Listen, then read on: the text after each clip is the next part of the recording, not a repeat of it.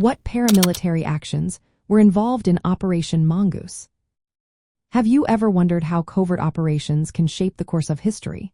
Let's take a closer look at Operation Mongoose and the paramilitary actions that were part of this significant campaign.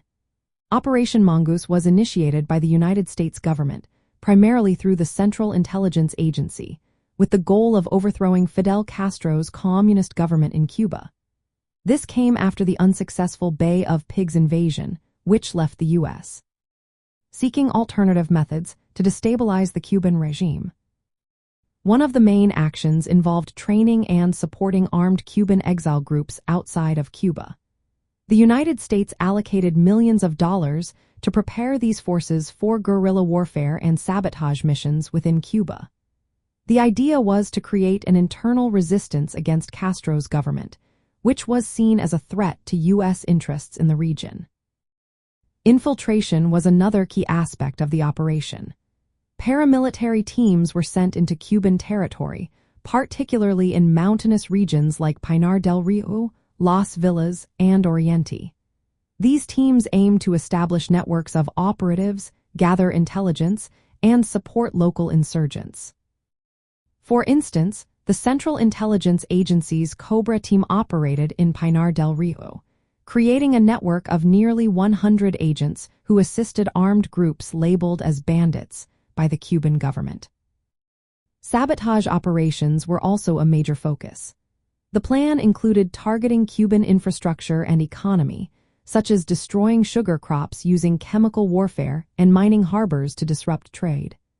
These actions were intended to weaken Cuba's economic base and provoke internal unrest, making it harder for Castro to maintain control.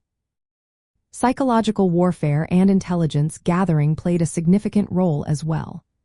Efforts were made to recruit Cuban officials and military personnel to defect or provide information. Disinformation campaigns were launched to undermine the regime's legitimacy and create doubt among the Cuban populace. Assassination plots against Fidel Castro were part of the broader covert efforts.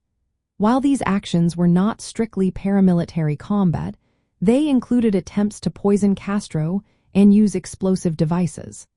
Some of these plots involved collaboration with organized crime figures, showcasing the lengths to which the United States was willing to go to eliminate Castro. From a Latin cultural perspective, these paramilitary actions highlight a period of intense external interference in the sovereignty of a Latin American nation. The covert nature of these operations, combined with the use of exile groups and sabotage, reflects the Cold War context where Latin America became a battleground for ideological conflict. The Cuban people experienced these actions as foreign aggression and attempts to suppress a revolutionary movement deeply rooted in their history and identity. In practical terms, the paramilitary efforts of Operation Mongoose ultimately did not lead to a successful internal uprising or the overthrow of Castro's government. However, they left a lasting impact on Cuba-U.S. relations, contributing to the prolonged tension and mistrust that shaped the region's political dynamics during the Cold War era.